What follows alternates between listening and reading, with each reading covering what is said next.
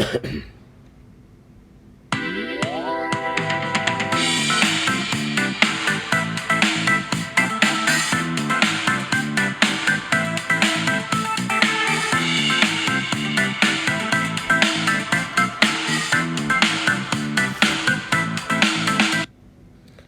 morning students. Now this is second session in this chapter.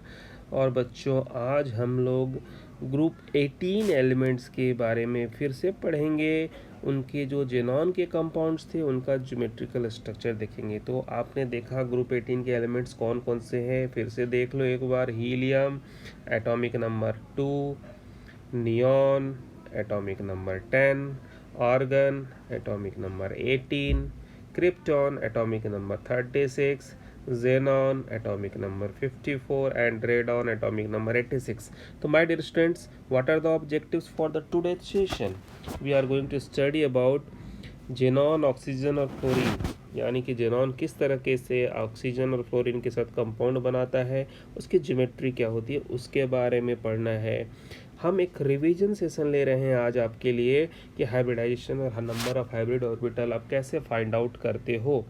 बच्चों ये इसलिए मैं आपको रिवाइज करा रहा हूँ हाइब्रिडाइजेशन, क्योंकि अब इस चैप्टर में जब आप ग्रुप 15, 16 और 17 के एलिमेंट्स के बारे में भी पढ़ोगे और 18 के बारे में जो आज पढ़ोगे, आप देखोगे कि यहाँ पर क्या होता है कि कंपाउंड्स की ज्योमेट्री से रिलेटेड क्वेश्चंस बोर्ड एग्जाम में पूछे जाते हैं।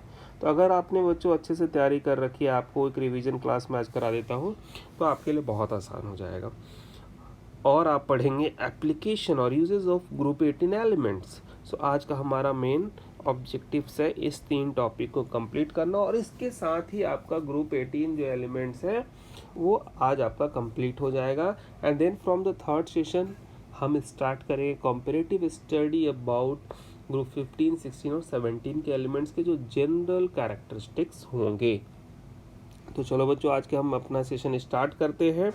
So now the first and the most important part to find the hybridization. हम हाइब्रिडाइजेशन बच्चों कैसे निकालते हैं, तो आपको याद करना है कि आपने 11th क्लास में पढ़ा था कि हाइब्रिडाइजेशन निकालने का जो तरीका है वो क्या है। आप हाइब्रिडाइजेशन के लिए एक फार्मूला है नंबर ऑफ हाइब्रिड ऑर्बिटल। क्या है formula? Number of hybrid orbital. Number of hybrid orbital is equal to 1/2 valence electron, जो सेंट्रल एटम होता है उसका valence electron in central atom. इसके बाद आप क्या इसमें ऐड कर देते हो, इसके बाद आप ऐड करते हैं नंबर ऑफ मोनोवैलेंट एटम। कितने मोनोवैलेंट एटम है उनकी संख्या को आप इसमें ऐड करोगे, यानी number of monovalent atom attached plus negative charge और माइनस पॉजिटिव चार्ज। अगर मान लीजिए उस मॉलिक्यूल पे नेगेटिव चार्ज है तो कितने नेगेटिव चार्ज है उसको प्लस कर लो, कितने पॉजिटिव चार्ज उसको माइनस कर लो। तो इस तरीके से आपको नंबर ऑफ हाइब्रिड ऑर्बिटल्स निकल जाएगा। और जब आपने ये फाइंड आउट कर लिया तो अगर हाइब्रिड ऑर्बिटल की संख्या 2 आती है तो वो sp हाइब्रिडाइजेशन होगा, 3 आने से sp2 होगा, 4 आने से sp3 होगा, 5 आने से sp3d होगा, 6 आने से sp3d2 होगा, 7 आने से बच्चों sp3d3 होगा। और इसके अकॉर्डिंगली ही आप उनकी ज्योमेट्री बताएंगे कि वो लीनियर होगा, ट्रायंगुलर होगा, पिरामिडल होगा, कि ऑक्टाहेड्रल होगा, डिस्टॉर्टेड ऑक्टाहेड्रल होगा। ये हम ज्योमेट्री बताएंगे। तो ये हमारा बच्चों आपको याद रखना फिर से कैसे हाइब्रिड ऑर्बिटल आप फाइंड आउट करोगे। 1/2 number of valence electron in central atom, जो सेंट्रल एटम उस कंपाउंड का होगा उसको आपको देखना है। Number of monovalent atom plus number of negative charge, जितने भी निगेटिव चार्ज है, जैसे मान लो आपको करना है CO3 2 माइनस, तो यहाँ पे 2 निगेटिव चार्ज है। सेंट्रल एटम आपका कार्बन है, तो आप कैसे निकालते हो, कार्बन के वैलेंस इलेक्ट्रॉन देखोगे। मोनोवैलेंट एटम यहाँ है नहीं तो उसको कंसीडर नहीं करना है, क्योंकि ऑक्सीजन डाईवैलेंट होता है। और आपको फिर यहाँ नंबर ऑफ नेगेटिव चार्ज 2 है तो इसको प्लस करना है। अगर जैसे मान लो आप अमोनियम का निकालो NH4 प्लस, यहाँ पे चूंकि पॉजिटिव चार्ज है तो इसको आप माइनस करोगे। Is it clear? यहाँ तक सबको समझ में आ गया ना कैसे करना है? क्योंकि हमारा ये सेशन बहुत इंपॉर्टेंट है और इससे रिलेटेड आपको आगे चलकर पूरे चैप्टर में जहाँ भी आपको मॉलिक्यूलर स्ट्रक्चर की बात होगी you have to find it. तो बच्चों, ये आपका एक रिवीजन सेशन था। अब हम देखते हैं कि जेनॉन के और ऑक्सीजन के कंपाउंड्स कौन कौन से हैं। तो जो कंपाउंड्स जेनॉन और ऑक्सीजन और फ्लोरीन बनाते हैं वो कंपाउंड्स हैं आपके xenon difluoride XCF2, xenon tetrafluoride XCF4, xenon hexafluoride XCF6, xenon oxyfluoride XCOF4. Xenon oxyfluoride means here the number of fluorine atom is 4, so it can be said as xenon oxytetrafluoride and xenon trioxide. So these are the compounds of xenon. इसके बारे में, इसके structure के बारे में बच्चों हमें पढ़ना है। तो सबसे पहला हम स्टार्ट करते हैं जेनॉन डाइफ्लोराइड से। तो हमारा जो पहला कंपाउंड है बच्चों जेनॉन डाइफ्लोराइड है। अब हमें सबसे पहले इसके ज्योमेट्री को बताने से पहले हम इसका हाइब्रिडाइजेशन स्टेट निकालेंगे और हम इसके लिए जो जनरल फार्मूला है उसको हम यूज़ करेंगे। उस फार्मूला के अकॉर्डिंग हम देखते हैं क्या आता है। तो जेनॉन में बच्चों नंबर ऑफ हाइब्रिड ऑर्बिटल आप कैसे निकालोगे? तो नंबर ऑफ हाइब्रिड ऑर्बिटल में एक कंपाउंड में बता रहा हूँ, बाकी में आप खुद से ऐसे करेंगे। 1/2 जेनॉन का वैलेंस इलेक्ट्रॉन, जेनॉन डाइफ्लोराइड। यहाँ पर ये आपका है सेंट्रल आइटम, तो यहाँ पे सेंट्रल आइटम का वैलेंस इलेक्ट्रॉन हो गया 8। नंबर ऑफ मोनोवैलेंट एटम, या ऐसा कह सकते हो बच्चों कि number of atoms attached with central item with single bond. तो उस तरीके से 1/2 8 प्लस यहाँ पे 2 हो गया, तो ये आपका 1/2 इंटू 10 दैट विल बी 5। तो हमारा नंबर ऑफ हाइब्रिड ऑर्बिटल बच्चों क्या आ गया? 5 आ गया। अब इस 5 में देखिए ये हो गया नंबर ऑफ हाइब्रिड ऑर्बिटल, तो नंबर ऑफ हाइब्रिड ऑर्बिटल 5 हुआ, लेकिन जो मोनोवैलेंट आइटम है वो कितने सिंगल बॉन्डेड से अटैच है? ओनली 2। इसका मतलब है कि बॉन्ड पेयर हमारे पास कितना हो गया? 2। लोन पेयर कितना हो जाएगा? It will be 3। इसका मतलब है कि जेनॉन डाइफ्लोराइड में 3 लोन पेयर इलेक्ट्रॉन्स होंगे, 2 बॉन्ड पेयर इलेक्ट्रॉन्स होंगे। आगे बात समझ में? ओके। तो जेनॉन डाइफ्लोराइड में बच्चों हाइब्रिडाइजेशन स्टेट चूंकि 5 हाइब्रिड ऑर्बिटल से तो sp3d होगा हाइब्रिडाइजेशन ऑफ जेनॉन। यहाँ पर कितने लोन पेयर है? 3 लोन पेयर इलेक्ट्रॉन्स है। तो अब जब 3 लोन पेयर है और 2 ही फ्लोरीन एटम है तो उसका स्ट्रक्चर क्या होगा? That is geometry will be linear structure होगा। अब हमें स्ट्रक्चर कैसा होता है देख लीजिए आप, लाइक दिस। यहाँ देख लो, अगर लोन पेयर स्ट्रक्चर जब आप अब यहाँ देखिए जो लोन पेयर है बच्चों उसको जब आप स्ट्रक्चर बताएंगे तो ऐसा मान के चले जाता है कि वो आपको दिखाई नहीं दे रहा है कि जो तीन लोन पेयर इलेक्ट्रॉन ये नहीं दिखाई देगा, तो आपको सिर्फ क्या दिखाई देगा? ये दिखाई देगा जेनॉन। ये स्ट्रक्चर आपको लीनियर हो जाता है, 180 डिग्री का बॉन्ड एंगल हो जाता है। एग्जामिनेशन में इंपॉर्टेंट है कि आप सिर्फ उसकी ज्योमेट्री को ड्रॉ करके बताइए। तो इस तरीके से आपको ज्योमेट्री बनानी होगी। अब जो 3 लोन पेयर इलेक्ट्रॉन है बच्चों उसको हमने ऐसा अरेंजमेंट देना है, क्योंकि आपके सामने एक सबसे इम्पॉर्टेंट क्वेश्चन है कि लोन पेयर और बॉन्ड पेयर का अरेंजमेंट किस तरीके से रखा जाए। तो जब आप ज्योमेट्री ड्रॉ करते हो बच्चों तो आपने पढ़ा है कि जो स्ट्रक्चर होगा वहाँ पर जो लोन पेयर के बीच में रिपल्सन होता है, लोन पेयर बॉन्ड पेयर के बीच में रिपल्सन होता है, और बॉन्ड पेयर के बीच में जो रिपल्सन होता है उसमें lone pair and bond pair electrons are arranged in such a way that have least repulsion। इस तरीके से उसको अरेंज करना है कि रिपल्सन बहुत ही लिस्ट हो, कम हो। इस बात का ध्यान रखना है, ठीक है ना, ताकि लेस एनर्जी और मैक्सिमम स्टेबिलिटी आए।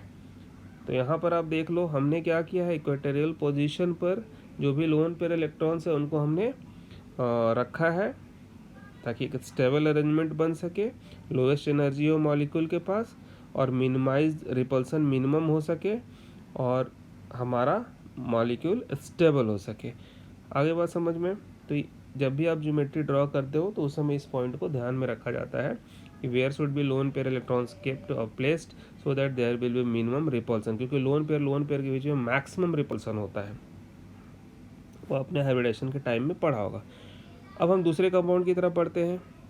तो दूसरा कंपाउंड हमारा जेनॉन टेट्राफुलराइड और जेनॉन ट्राईऑक्साइड। तो बच्चों जब भी आप इसको निकालना हो तो जेनॉन टेट्राफुलराइड के लिए अगर आप निकालना चाहो तो सेम फार्मूला आप यूज कर लो। सॉरी, जेनॉन टेट्राफुलराइड के लिए XeF4 सेम फार्मूला यूज करिए। यहाँ पर 1/2 8 प्लस सिर्फ 4 हो जाएगा। ठीक है, देखिए आप xenon tetrafluoride is equal to 1/2 8 plus 4, it is equal to 1/2 into 12।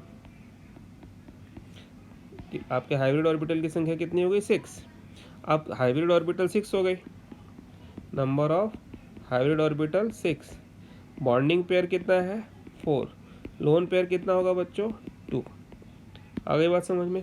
तो अब यहाँ पर आपको क्या करना है? बॉन्डिंग पेयर, लोन पेयर, इनको अरेंज करना है। तो कैसे आप अरेंज करेंगे? अब इस चीज़ को आप देखिए।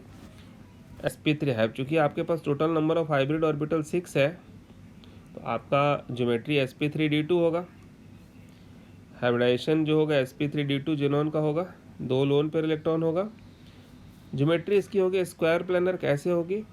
जो भी 2 आपके जो लोन पेयर हैं वो इस तरीके से होंगे। यहाँ जेनॉन होगा, लोन पेयर इलेक्ट्रॉन इस एक्सिस पर होंगे, और जो स्क्वायर के वर्टिसेस होते हैं वहाँ पर आपको बॉन्डिंग इलेक्ट्रॉन्स वाले बॉन्ड पेयर एटम्स, यानी जो मोनोवैलेंट एटम वो होगा। ये जब दोनों एक दूसरे से अपोजिट डायरेक्शन में होंगे तो यहाँ पे रिपल्सन क्या होगा? मिनिमम होगा। क्लोज होने से रिपल्सन ज़्यादा होता है। ठीक है ना? तो स्क्वायर प्लेनर ज्योमेट्री होगी किसकी? जेनॉन टेट्राफुलराइड की। अब बात करते हैं जेनॉन ट्राईऑक्साइड की। तो जेनॉन ट्राईऑक्साइड का बच्चों अगर आपको हाइब्रिडाइजेशन निकालने की कोशिश करो, आपको आसानी से पता चल जाएगा कि इसमें कौन सा हाइब्रिडाइजेशन होना है। देखते हैं इसको निकाल। तो इसमें आप देख लीजिए, जेनॉन ट्राईऑक्साइड की बात करें तो जेनॉन के पास 1/2 XeO3 की हम बात कर रहे हैं, number of hybrid orbital 1/2। Xenon के पास 8, चूँकि मोनोवैलेंट एटम है नहीं तो 0 ले लीजिए, तो 1/2 इंटू 8 4 हो गया। तो इसका मतलब है कि नंबर ऑफ हाइब्रिड ऑर्बिटल 4 हो गया। तो जब हाइब्रिड ऑर्बिटल 4 है और सिंगल बॉन्ड कितने होंगे यहाँ पर? क्योंकि ऑक्सीजन डाईवैलेंट है, उसकी संख्या 3 है, लेकिन वो 3 सिंगल बॉन्ड बनाएगा, इसलिए यहाँ पर बच्चों बॉन्ड पेयर कितने हो जाएंगे? 3 हो जाएंगे, और लोन पेयर कितने हो जाएंगे? 1। क्योंकि ऑक्सीजन जब भी जेनॉन के साथ बॉन्डिंग होगा तो एक पहला सिंगल बॉन्ड बनाएगा। आई बात समझ में आपको? तो इस तरीके से एक लोन पेयर इलेक्ट्रॉन यहाँ पर होगा। तो ज्योमेट्री इसकी स्ट्रक्चर की बात की जाए तो कैसा होगा बच्चों? क्योंकि एक लोन पेयर इलेक्ट्रॉन है, टेट्रागोनल स्ट्रक्चर होता है। अब ये लोन पेयर इलेक्ट्रॉन आपको दिखाई नहीं देगा, इसकी ज्योमेट्री आपको पिरामिडल मॉलिक्यूलर स्ट्रक्चर होगी जेनॉन ट्राईऑक्साइड की। Is it clear? उसी तरीके से देखिए XeF6 में आप निकाल के देख लो, आपके पास कितना हो जाएगा? 1/2 जेनॉन का हो गया 8, इसका 6 हो गया फ्लोरीन का, तो 1/2 इंटू 14 कितना आ गया? Hybrid orbital 7। बॉन्डिंग पेयर कितना हो जाएगा? हाइब्रिड ऑर्बिटल हो गया 7, बॉन्डिंग पेयर कितना हो गया बच्चों? 6 फ्लोरीन तो 6, लोन पेयर कितना हो गया? 1। तो इस तरीके से देखिए डिस्टॉर्टेड ऑक्टाहेड्रल आपको मिलेगा, देयर विल बी 6 फ्लोरीन, और एक लोन पेयर होने से रिपल्सन होगा, डिस्टॉर्टेड ऑक्टाहेड्रल इसकी ज्योमेट्री होगी। जेनॉन ऑक्सी टेट्राफुलराइड का बच्चा देख लो, इसका निकालिए आप। स्क्वायर पिरामिडल मॉलिक्यूलर स्ट्रक्चर आता है यहाँ पर, चूँकि अभी जैसे आपने पढ़ा उसी तरीके से यहाँ काउंट कर लो। जेनॉन का आपको निकाल लीजिए यहाँ पे हाइब्रिडेशन, 1/2 जेनॉन का 8, ऑक्सीजन डाईवैलेंट है, फ्लोरीन का 4, 1/2 इंटू 12 6 आ गया।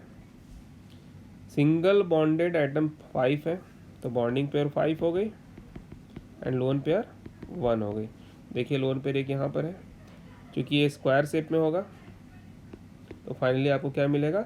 Square pyramidal. Is it clear? तो इस तरीके से बच्चों जो भी ज्योमेट्री है मॉलिक्यूल्स की आपको याद रखना है। ऐसे एग्जाम में क्वेश्चन पूछे थे, बहुत अच्छा है, स्कोरिंग है, 1 मार्क्स के क्वेश्चन आसानी से आप कर सकते हो। अब हम बात कर लेते हैं एप्लीकेशन की, यूजेस ऑफ ग्रुप 18 एलिमेंट्स की बात करते हैं। Helium non in non flammable होने के कारण इसको हम लोग लाइटर गैस भी मानते हैं, और यूज होता है फिलिंग बैलून्स में, in gas cooled nuclear reactors में, न्यूक्लियर रिएक्टर में यूज होता है। Liquid helium is use for cryogenic agent to sustain super conducting magnets. Neon is use in discharge tube, fluorescent bulb for advertisement display. Neon bulbs are used in botanical garden and in greenhouses. Argon is used mainly to provide an inert atmosphere in high temperature in metallurgical process. Argon is also used in the laboratory for handling substances that are air sensitive. There are no significant usage of xenon and krypton, लेकिन xenon का भी आपने देखे बहुत सारे compounds. तो बहुत सारे एप्लीकेशन है बच्चों। हीलियम का देख लीजिए, लेस डेंस है एयर से, लेकिन great for kinds of balloons. Hydrogen से light, even hydrogen is lighter, but हम यूज हीलियम क्यों इसको प्रेफर करते हैं? क्योंकि हीलियम जो है हमारा बर्न नहीं करता, नॉन फ्लेमेबल सब्सटेंस है, गैस है। नियॉन का देख लीजिए आप, नियॉन लाइट्स का यूज होता है एडवर्टीजमेंट के लिए जो हम बनाते हैं, उसमें आप लाइटिंग जो देखते हो, जब इलेक्ट्रिसिटी पास करते हो ग्लास ट्यूब से, तो वहाँ पर आपको जो लाइट दिखाई देता है वो वहाँ पर नियॉन फील्ड होता है। इलेक्ट्रिसिटी जो क्या करता है, गैस को ग्लो कराता है। और जितने भी नोबेल गैस हैं बच्चों, इनकी एक यूनिक कलर होती है। जैसे हीलियम ग्लो करता है येलो, नियॉन ग्लो करने से रेड ऑरेंज प्रोवाइड करता है, ऑर्गन से आपको ब्लूइश वायलेट कलर बनता है। तो ये सब एप्लीकेशंस हैं जो आपको याद होना चाहिए। और अब यहाँ बच्चों देखिए कुछ क्वेश्चंस हैं जो आप इसको पढ़ लीजिए। एनसीईआरटी बुक से ही क्वेश्चंस दिए गए हैं, इसको पॉज कर लीजिए, इसको पढ़िए और अच्छे से करने की कोशिश करिए, ठीक है ना। और ये क्वेश्चन ऑलरेडी हमने अपने पिछले सेशन में दिया था आपको, तो इसलिए इस क्वेश्चन को करने की ज़रूरत नहीं है। रिपीटेडली आप इसको नहीं करिए, because the same question is written here, so there is no need to write it again. This time going to discuss about some CBSE board question जो पूछे गए हैं। Write the balanced chemical equation for the following process. Xenon difluoride का hydrolysis का आपको reaction लिखना है। Draw the structure. ऐसे क्वेश्चन बच्चे बहुत पूछे जाते हैं, 2018 में 16 में पूछा गया है। इस तरह के क्वेश्चन को आपको तैयार करना है। ओके, तो ये आज हमारा टॉपिक कंप्लीट हुआ। हमने ग्रुप 18 कम्प्लीटली पढ़ लिया। ज्योमेट्री स्ट्रक्चर में आपको कहीं confusion you may ask to me. और बच्चों अच्छे से तैयारी करिए। अब हम अगले सेशन में कंपैरेटिव स्टडी पढ़ेंगे ग्रुप 15, 16, 17 का, और फिर उनके कंपाउंड स्ट्रक्चर जो भी हमें पढ़ना है पढ़ेंगे। बहुत थोड़ा लेंदी चैप्टर है, but we have to study it. Regular study करेंगे, जहाँ छुट्टी होगी, संडे होगा, आपको हम गैप भी देंगे, एक आध दिन का ब्रेक भी बीच बीच में देते रहेंगे, ताकि आप पीछे की चीज़ों को रिकवर करते रहिए, पढ़ते रहिए। और स्टडी के प्रति बच्चों अपना जो जुनून है उसको बनाए रखिए, अपने जो उसको बनाए रखिए, कभी भी मन मत होने दीजिए। बहुत इंपॉर्टेंट है कि आप टाइमली इन चीज़ों को करते हैं, समझते हैं, पढ़ते हैं, तो शायद हम बहुत अच्छे से अपने सिलेबस को कंप्लीट कर सकें। Your help is very very important, और आप सब बहुत अच्छा कर रहे हैं, हेल्प कर रहे हैं मुझे। आपकी कुछ रिक्वेस्ट है कि सर ब्रेक देना चाहिए, तो बच्चों ब्रेक ही है, we are in the break. Okay, thanks.